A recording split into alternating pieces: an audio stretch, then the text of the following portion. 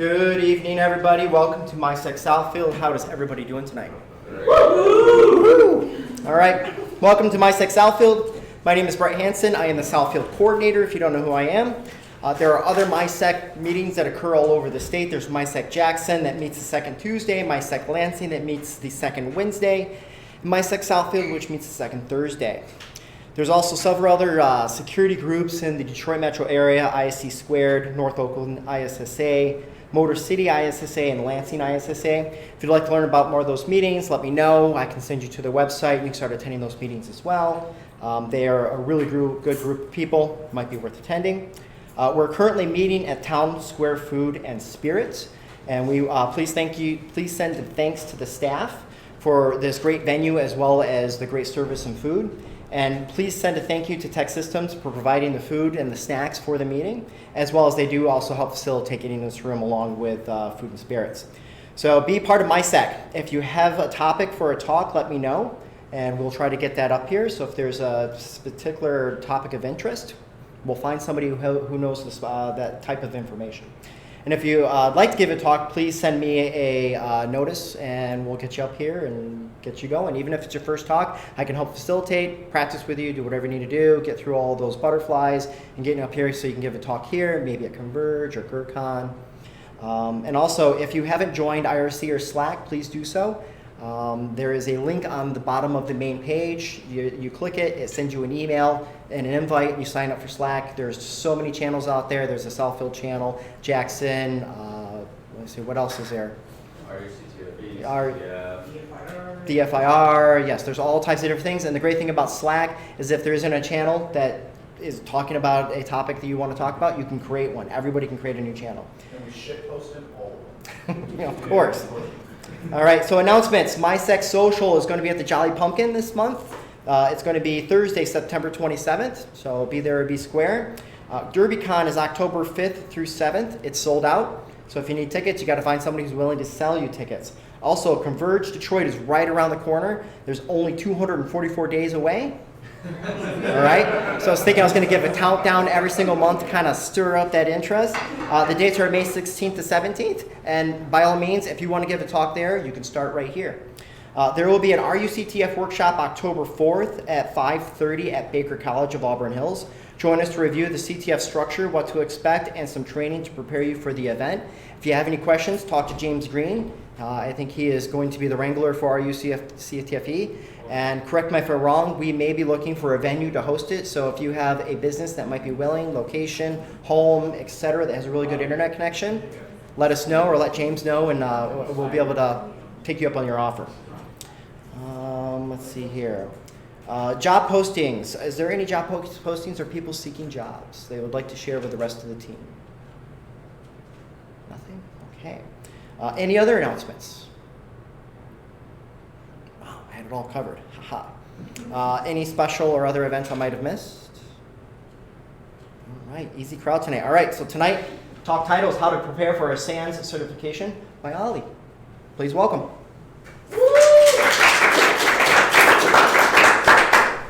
Thank you. First talk. How to prepare for a SANS certification. A little bit about me. So I'm a candidate and part of the SANS Technology Institute. They are an accredited organization aside from SANS itself, with essentially the same training, but you can get master's degrees with them in security engineering or in security management. They're revamping the management program. It looks very interesting if you are going up that route. I have 3 minions at home, keep me pretty occupied along with the studying. I'm a technical security analyst at DTE Energy, work downtown. I work in InfoSec. I've been in InfoSec professionally for just under 3 years. Script kiddie as a kid growing up. Never thought I could get paid to actually do this kind of work. Currently I hold 3 certs. The GSEC, GCIH, and the GPEN. I'm working at GCIA currently. Hopefully I'll have that here in the next couple months.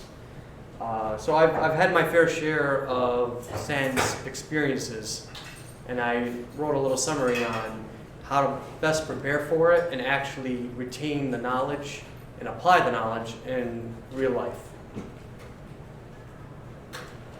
Fair warning, not everyone likes my process.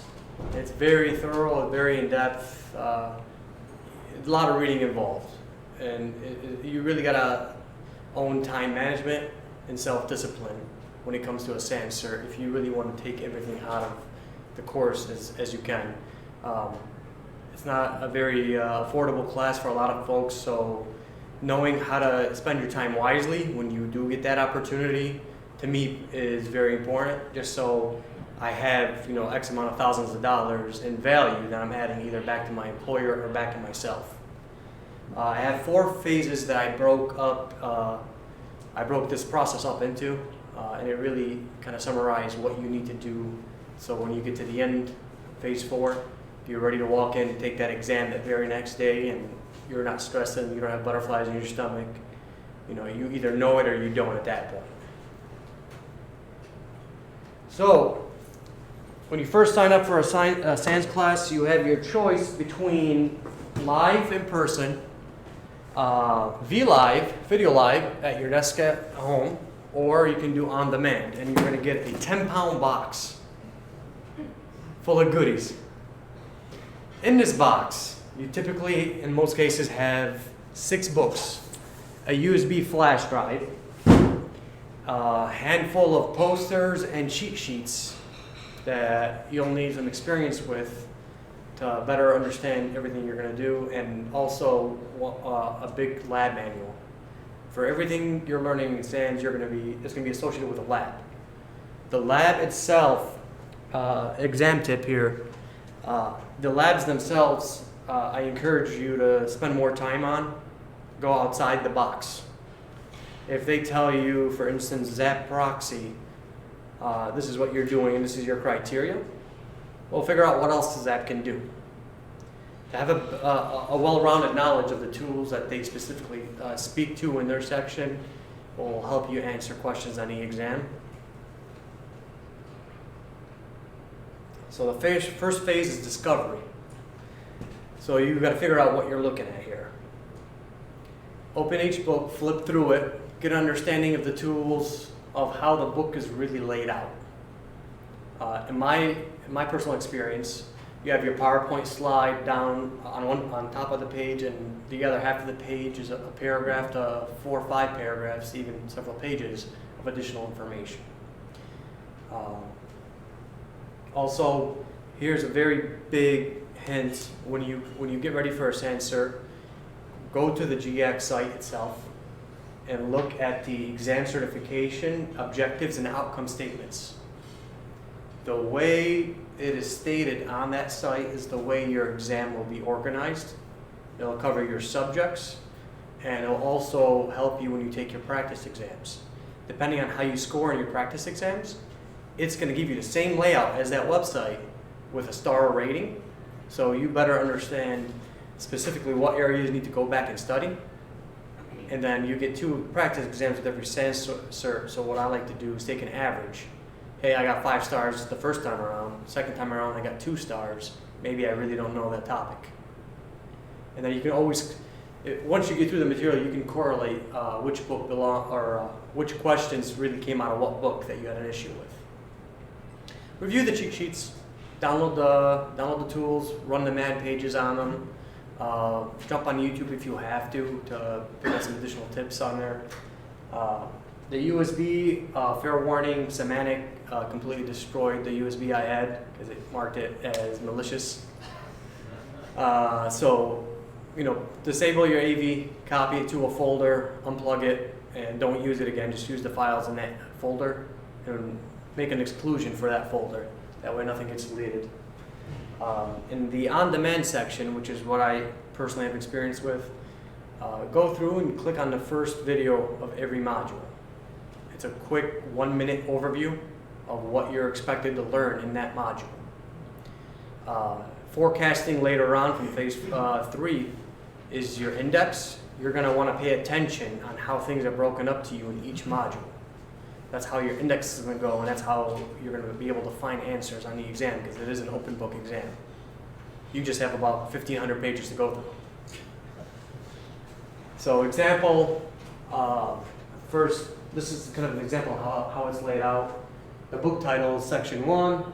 You have your module title. First 5 to 10 slides will give you the overview and give you a more in-depth description. The additional couple slides right after will kind of give you a breakdown of that module. So they're all really nested under each other. You want to understand that nesting. So back to the exam certification objectives and outcome statement. This is exactly how it looks like on the left-hand side. Copy that directly into Excel and kind of pace yourself to understand which belongs in what book. So you really understand the description, and you can ask yourself, do I have an in-depth knowledge of A, B, and C?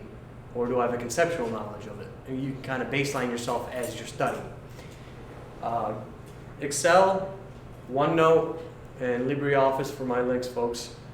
Those are going to be your best friends during this entire process.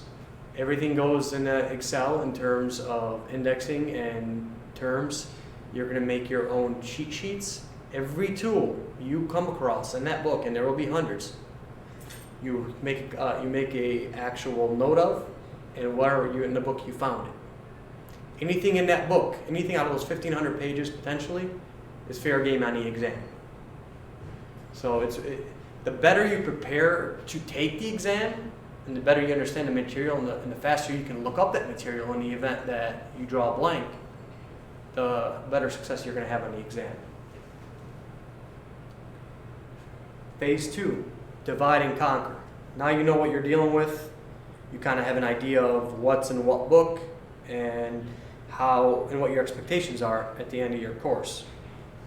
Split your 6 books apart and you set your personal goals.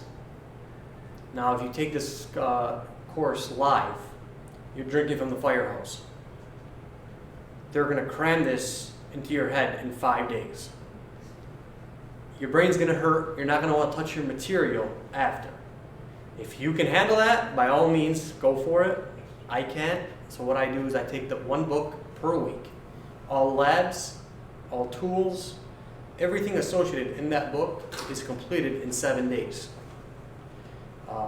That's my personal goal. Some folks take 2 weeks, some folks take 3 weeks, but that's the pace I found works for me because the information stays in my head. The longer you take, the more you are going to have to review at the end of the process. Listen to the lecture. There's stuff spoken to you on the MP3 recordings or in the actual video that really make it easier to understand than just reading the book. Go ahead. What does your week look like then in hours? Because you said you did a book a week. What does that look like in hours for you? So the question was, what does that look like for me in terms of hours when I study for a week? Really, I work night shifts on the weekends.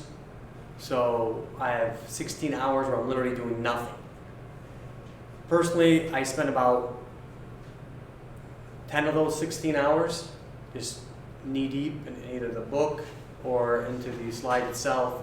When I didn't work, so one of these certs I didn't work, I spent about 3 hours a night.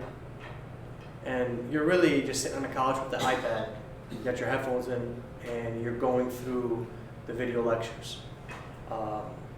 In terms of interesting or unknown concepts, because we all have concepts we're not familiar with, star them. Literally put a sticky note in there. You know, the books are yours. They're John Strand, one of the professors, you know, he said in one of his videos, I never want to see a student bring me a book that still looks brand new. I want it all dirty. I want coffee stains in it. You know, I want stickers in it. I want to know that you actually put this material to use. So that's kind of the philosophy I adopted with that. The summary, write a summary on every page you read. You got your slide information, you got your bullet points. We can summarize that in real quick. The text under the slide, over half my questions have come from the text itself. So don't think you don't have to read all the extra technical stuff on the bottom. It's in some cases more important than the slide itself, just because it gives you an understanding of what that tool is referencing, what that philosophy or technique is referencing, and how it's applied in real life. The lab modules, I don't know how much I can say about this, but do your labs. Do not be surprised if you get a screenshot with the top part and bottom part missing, and it's asking you to identify what is going on here. So all your commands in your terminal, your network traffic, do your labs, understand what's happening. They're very straightforward and simple in most cases, but you need to be familiar with what's going on in the labs. Like I said, print your man pages and maintain a spreadsheet of the tools you're using. And in the video lectures itself, the professor 9 times out of 10 will tell you, this is huge, you're going to want to know this. They kind of foreshadow some of the bigger portions that they want you to take away from that module. So definitely note-taking is going to be prime while you're getting ready or going through your studies. So I had to write this up, I wanted to write this up to help other students in the school prepare for the exam. A lot of us are very analytical. We see things from a technical perspective. SANS tries to give you the best of both worlds. Even though technically this might be the right answer, you have to think of it from a managerial approach. Would that be a right answer from the organization completely? Would that be the right thing to take a outage, even though it's going to stop the attacker? So there's a much bigger picture that SANS wants you to take away from it, so you understand both worlds, and then you can inform your leadership, or if you are the leader, you can make better informed decisions out of it. That was huge for me on taking the practice exams and then going and taking the actual real test. I can't even tell you how many times I caught myself, no, wait, port 22. No. There's a lot more things going on that SANS tries to make you realize than just the technical information. Phase 3, indexing and tabbing. You pretty much, at this point, went ahead and went through the material, you went through your labs, you built your index, you built your tool list, you built your cheat sheets on what you did in your labs and what the output looks like. I myself printed out my actual output on the commands I ran and kind of referenced them on the exam, because you really don't know what you're looking at unless you're familiar with it, especially when you're in a terminal the entire time. And the beginning part, end part are completely cut out. So you just got to identify either the traffic, the tool, or what the tool's trying to do. My greatest weakness on these exams was that I became a little too confident in how well I knew the tool. Oh, Metasploit. I use it all the time. I'm not going through that. Yeah, four of them wrong, just off the bat. I mean, there's a lot of things that you might know. You have extensive experience in. I do vulnerability management, so a lot of the VM questions I know off the top of my head. But when I started dabbling in the other areas, I really wasn't too confident there, and it came back and stung me. So here, your study guide that you're going to create, once you're done, should be almost as thick as one of the actual books. I use big font, so excuse the extra thickness, but essentially, when you get to the end, this is what you want. You do not want to have to go reference the other 6 books. Your stuff should be in here. It should be in terminology that you understand with examples that you understand. I can't open it, show you what's in there, but essentially your first page in there is going to be your index. Your last few pages, some courses provide you an index.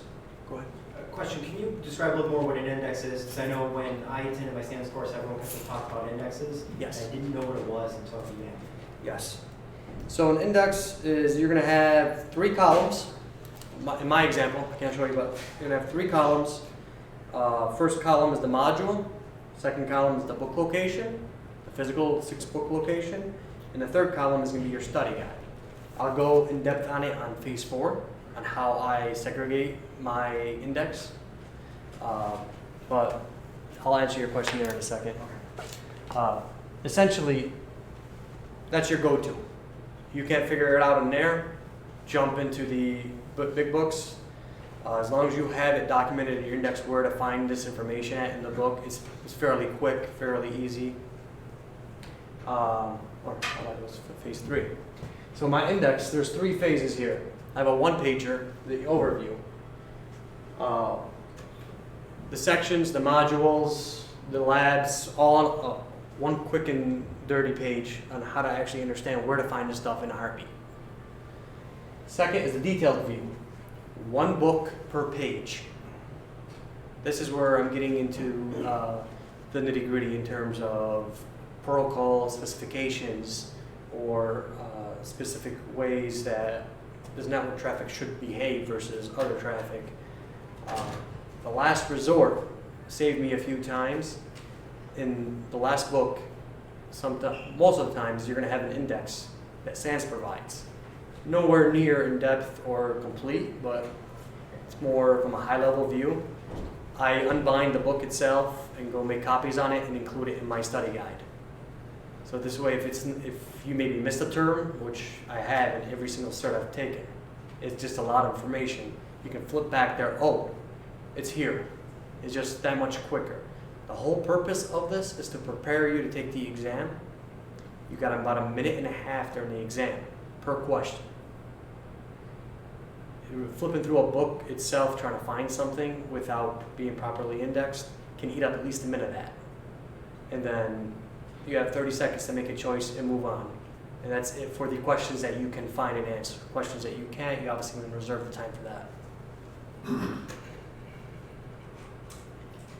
Go to, yep, okay. One part I forgot is print it out, get it coil bound at Kinko's or FedEx at $7.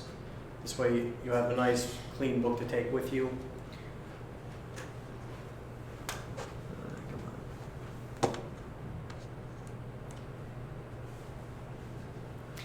These are the tabs that you're going to want to grab to make it easier for you to flip through the book. What I do is I put the modules, the M1s, under the example on the bigger tabs, and on the flags, 1.1 would go there. This way, on your index, if you know that this is Windows Security, you know it's Module 4, you can immediately flip the Module 4 in a split second in your book without having to search for the page number. And then if you're not really familiar on where you put it in your index, you go to your detailed view on the second page of the index. You know it's in this book.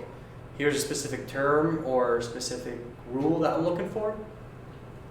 Use your little stickies. Oh, it's in 4.3. Flip to 4.3, page this. Took you about 10 seconds to literally find where your notes are on that, from that question. This saves you a lot of time. I tried doing it the first time without it, and I failed the exam miserably. Like I said, the better you prepare, the better your results on the exam are going to be. These are about $2, $3 a piece. You're going to want to grab 10 packs of each, depending on how in depth you want to go. I usually use about 3 packs of each when I take my exams. This is, I already showed you the study guide, but these are how my books look. I literally tab everything in my own index and again in the actual book. The whole process here is to really try to save as much time as possible when you have to reference your book. Everyone studies differently, everyone takes notes differently, but one thing that we all can, one thing that I think everyone can take away is how to find information the fastest when it's from an open book. Phase 4, study guide review and practice exams. All right, you finished your indexing, your tabbing, you're ready to go, you went through all your material. All you review at this point in time, a month out, you've been a month into it, is just your study guide. Now is to really vet how well you took notes and how well you understood everything that you just learned. Do not look at the book at all, you'll only cheat yourself. Don't pull up Google because you're at home and you're able to. This is really the time to understand how much you've progressed and how much further you really have to go. Right now, if you've had any issues with labs, any issues with the material in the book, you also have folks from SANS live during business hours, usually till about 8, 9 o'clock at night as well, that you can ask questions and have people help explain them to you. Utilize every resource you can, because you need to understand A to Z what's going on per subject, per module. Then you're going to print all your man pages out. You're going to take all your cheat sheets that SANS sent you. You're literally going to set your desk up like you're at Prometrics or I think it's called Prometrics. What's the testing center called? I forget the name. You're at the testing center. Take everything out, clear everything off your desk. What you're going to take the actual exam is what you do. And the biggest takeaway from doing that is you're going to get very familiar with how your study guide really is placed. By taking both practice exams this way, you're going to know where stuff is in your own book faster than you're going to know just by indexing. Metasploit, Module 4, flip it right open. You already know it's there. So right now you're getting repetition in, you're understanding where to find what, and honestly, you're getting a better understanding of the material itself because you're rereading it multiple times, and you can speak at a professional level on what you learned. Review your index, your worksheet, cheat sheet, stuff like that. And when you get a wrong answer on a practice exam, it will explain why. It will give you a definition, it will give you a book location. Read it real quick. Don't try to sit down and take full notes on it because, again, this is a live exam. This is what you're going to do in the real thing. Start in your index. Put a little marking on your index. Say this is a subject I had an issue with. Maybe write down the term or the tool or whatever it was. Move on. Don't take your time with it. Try to do a full depth analysis of why you got it wrong. When you finish your practice exam, again, that exam certification overview will come up. They'll tell you, hey, you did 3 stars on this subject, 5 on this, 1 on this. Print that out, copy and paste it into Excel, and you're going to want to base your studies on your results. If I know Linux security very well, but I only got 1 star on Windows, I'm going to spend more time on Windows than I am on Linux because I have a better understanding of what's going on there from a science perspective. Reset, review, repeat. Don't try to do anything after you take the first practice exam. Literally, take the night off. You need to reset your brain. It's a lot of information, guys, really. You need to step away and say, hey, I really can't even think anymore because some of the questions that you got wrong, I promise you, you're going to be like, oh my God, I know the answer to that. I can't believe I clicked that by mistake. It's literally drinking from a fire hose. That's how much information is thrown at you. You need to be able to think on your feet. You can't do that after taking a 3, 4 hour, 5 hour exam in some instances. Take the night off, take the next day off, reset, review your study guide, and now from your first practice test, go ahead and go back into your books. If you really don't like your exam, if the first practice test scared the living daylights out of you like it did for me, I literally reread some of the books just because I thought that my notes were that bad. Go back in there. I mean, you've spent thousands of dollars, you've invested all this time into it. Go back into it. Really get a solid understanding of what's going on. Once you take your second exam, take those output results again, paste them in the same Excel document, and average your scores. Use a weighted average on how you did overall on that subject. That's what you're going to base your final prep for. Some of them you're going to 5 out of 5. You know this stuff. You're more than 100% confident, and then you completely bomb it on the next try. Is there a reason why you're taking the average, not just the lowest score? Yeah, so the question was, is there a reason why I'm taking the average instead of the lowest score of the 2? Because the question pool is so great and there's so much material, I felt it would be better time spent on, hey, obviously I know something on this category, but I didn't know everything. So I would kind of go through the rest and figure out what sections did I not pay attention to. And that's actually made me remember, when you get to that situation, and you probably will get to it, your answer is not in the slide. It's in the text that you most likely read and forgot, or read and didn't take too seriously and take notes on. That text information below the slide is critical. I mean, it can literally come down to a number. That's how sensitive that information is. So you really got to be able to find it quickly and answer it quickly. And then again, or not again, but process of elimination. Back to our basis scores, how do you scan a system? Sorry, some of these tools don't even make sense. It's just, there's going to be one probably obvious answer. It's not that easy where 3 are wrong, but the basic test taking skills itself will help. So these are my 2 scores on my practice exam. I completely bombed the first one at a 64. And on the GSEC, I got a 72. 73 was passing. Even if I passed it with those kind of scores, I really wasn't too confident in going in and taking the actual exam. So the 3 R's: reset, review, repeat. Went back in there, figured out what I did. I did my weighted average. And on the GSEC, I got a 90. GCIH, I got a 92. The GPEN, where I thought I knew all the labs off the top of my head, I got an 88. So it ruined my average. But again, you live and learn. This process really does work for me.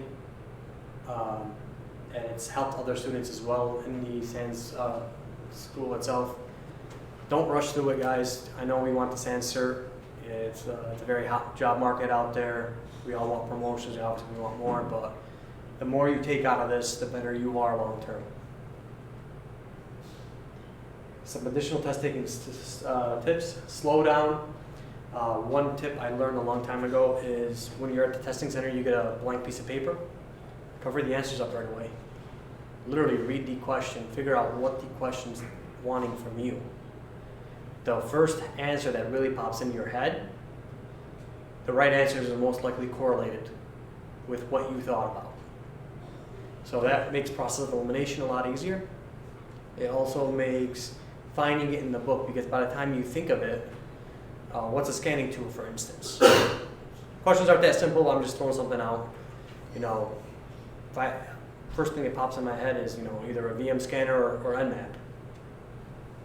You see the answers. You're gonna be able to rule some out right off the bat. And if you see your answer, just double check the other ones and make sure, but that most likely is the right answer. Stick to your index.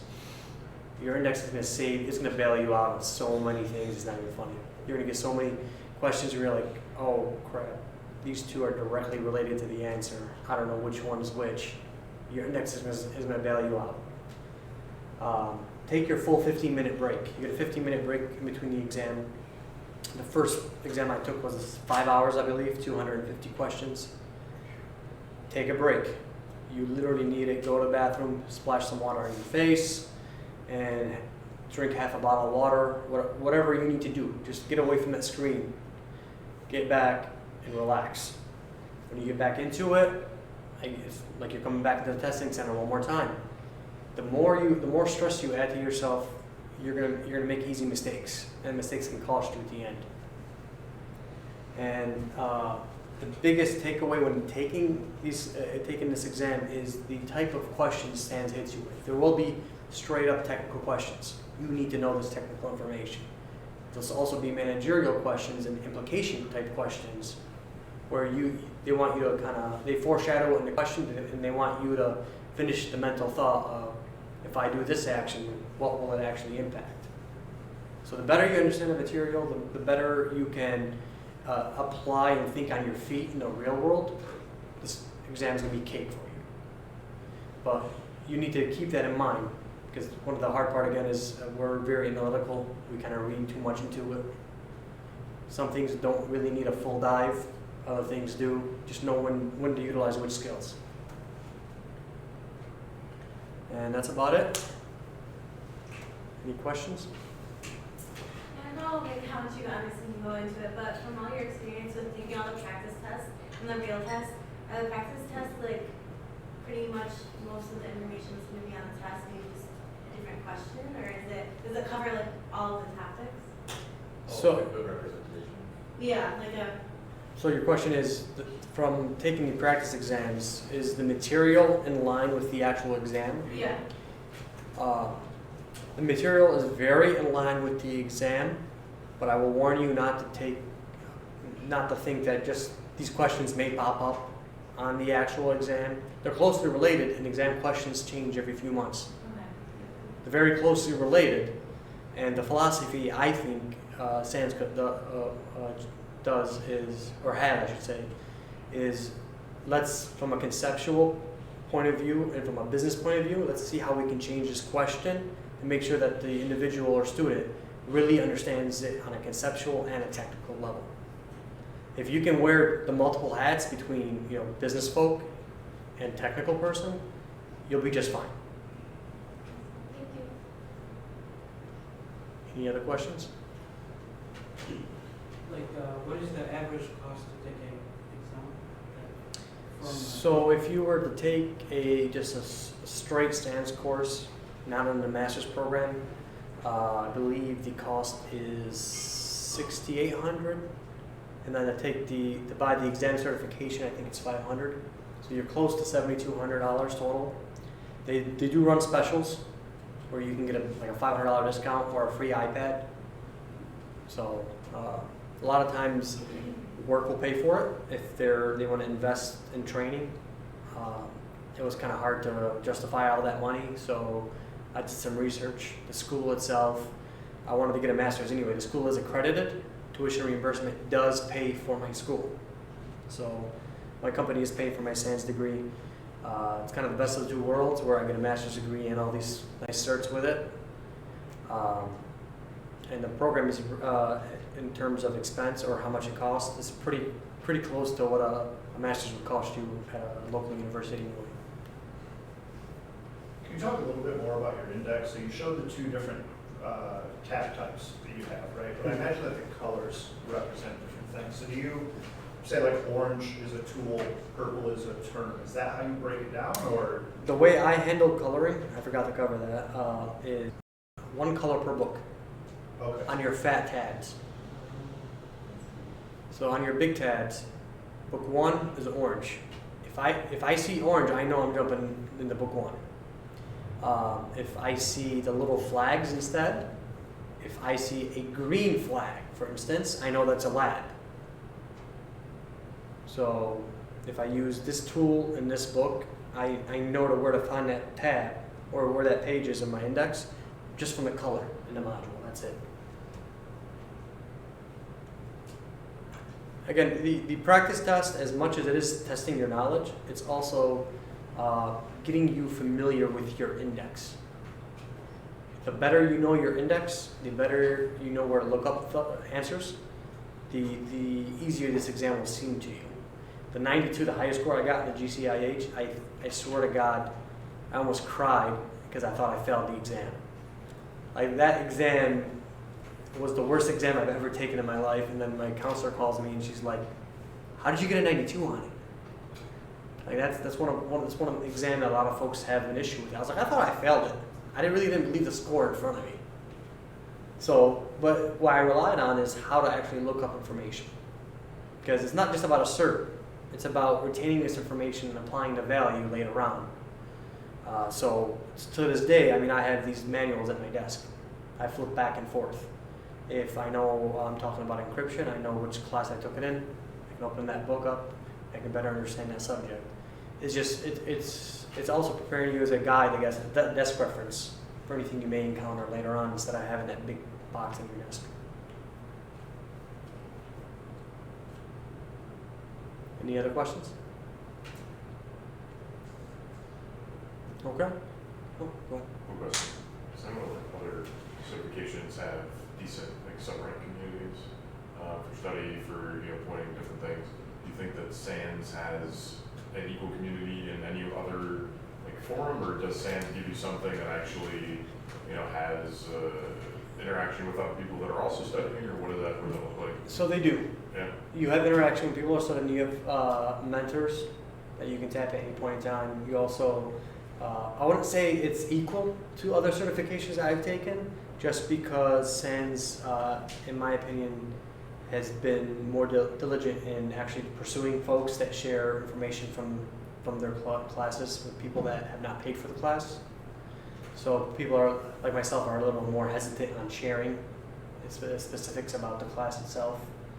I don't want to risk my license, my cert on it, but it's definitely there. If I know you've taken the course or you're registered for the course, I can jump right in and show you and help you. And if you haven't, I'll jeopardize my cert itself and my standing with the school. Any questions, any concerns now or later, feel free to reach out to me. I'm on Slack at InfoSecAli. Like I said, if you are registered for a SANS course, we can do a deep dive. I can get much more in detail on specifics in terms of question modeling and how it's phrased in the actual exam, instead of just blurring it out on YouTube. But yeah, reach out to me. Any questions, concerns, I'll be more than happy to help.